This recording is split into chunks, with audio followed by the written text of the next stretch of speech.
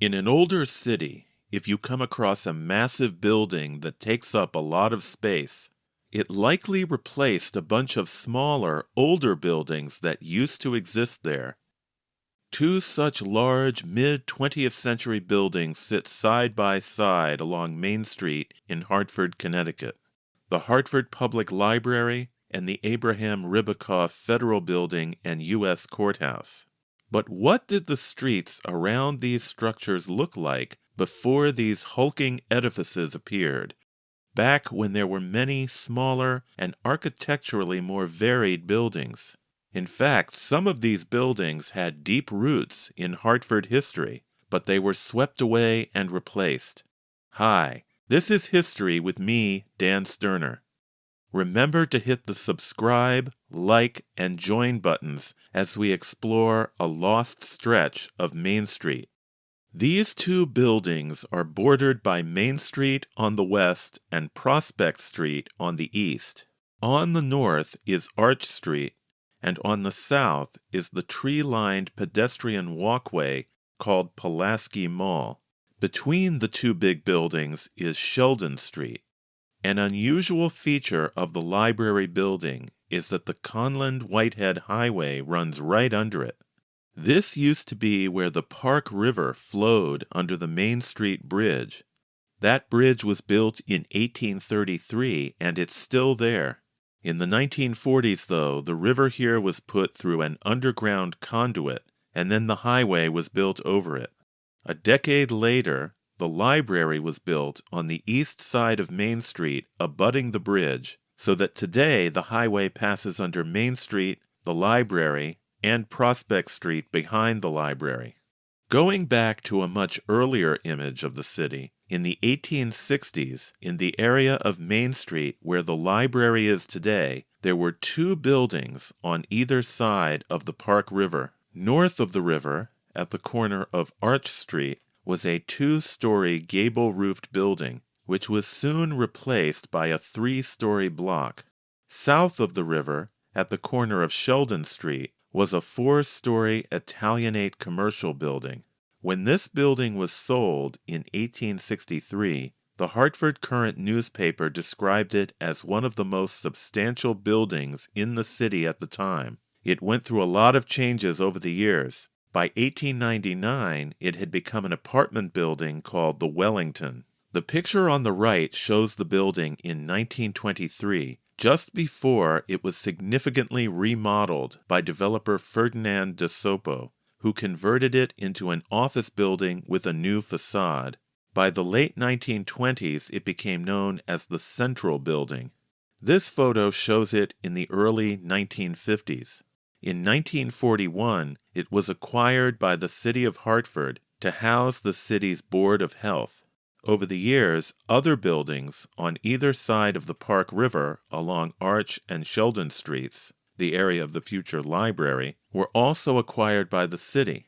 The building at the corner of Sheldon was torn down in the mid-1950s to make way for the new library.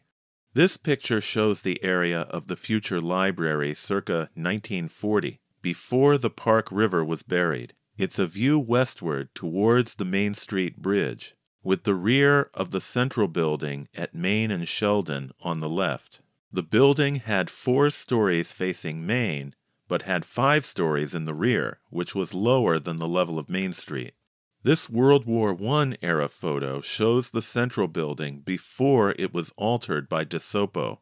The brick commercial building on the other side of the Park River, at the corner of Arch Street, with large billboards on top, had been acquired by the city even earlier in 1928, deemed unsafe and obsolete, and likely thought to be an unattractive structure to have just south of the city's grand Beaux-Arts Municipal Building.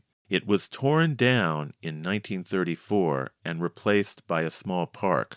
This section of an aerial photograph shows the area of the future library in the aftermath of the hurricane of 1938. The overflowing Park River is flooding nearby Sheldon and Prospect Streets. It was because of flooding like this that the river was soon buried underground. In 1938, The central building still stood at the corner of Main and Sheldon Streets, but the building at the corner of Main and Arch Streets was gone. Just east of it, along Arch Street, there was a city garage constructed in 1926, and just east of that was the Veteran Firemen's Hall, erected in 1895. This 2.5-story building included a museum, and just east of that, at the corner of Arch and Prospect, was a filling station. By the time of this view, the Conlin-Whitehead Highway had replaced the river above ground. All of this area is occupied by the Hartford Public Library today. Now let's move to the area south of Sheldon, where the Ribicoff Federal Building and United States Courthouse stands today. And if you are enjoying this video so far, please subscribe to the channel and also consider hitting the join button. Just a few years after the new library opened in 1956, another big structure was completed next door.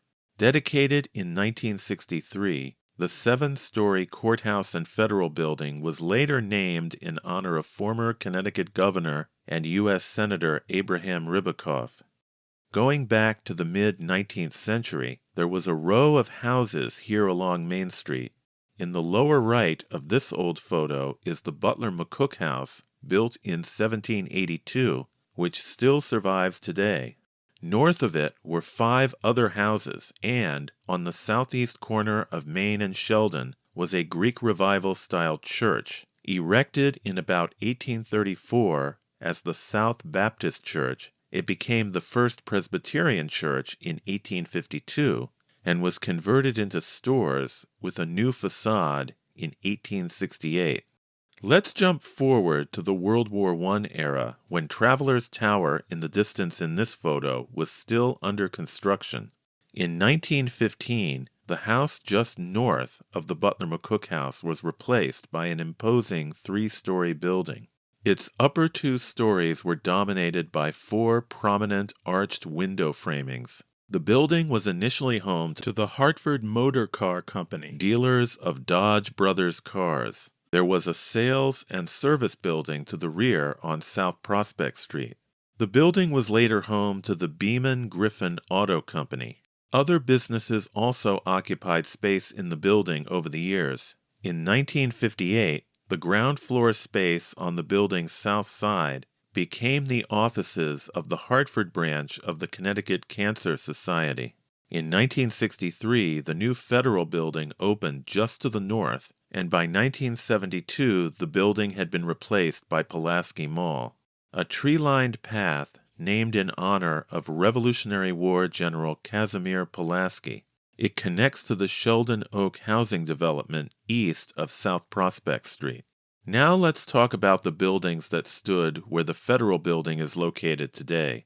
Just north of the 1915 building was a house that had once been home to Henry C. Robinson, a prominent lawyer who served as mayor of Hartford from 1872 to 1874. Later a leader in the state's General Assembly, Robinson was active in Republican politics, and according to a local tradition, when he was offered an ambassadorship abroad, he replied, "What? And leave Hartford?"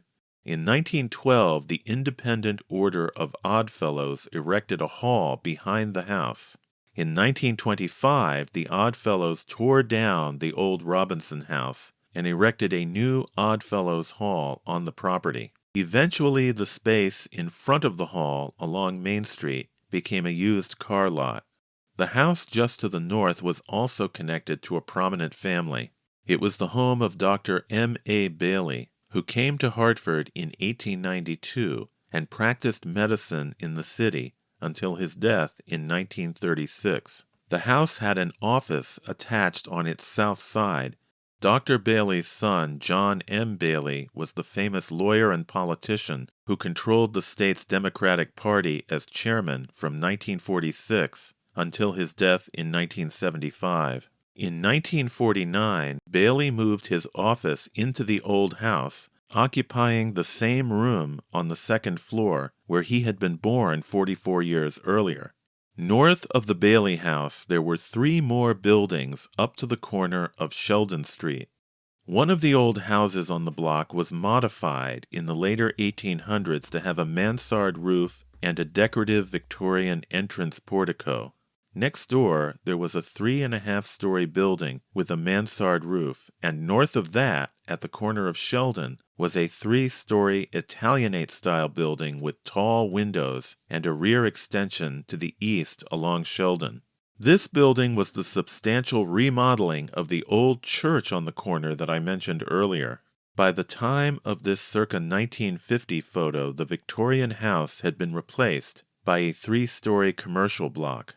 And by the time of this late 1950s photo, the mansard-roofed building had been torn down.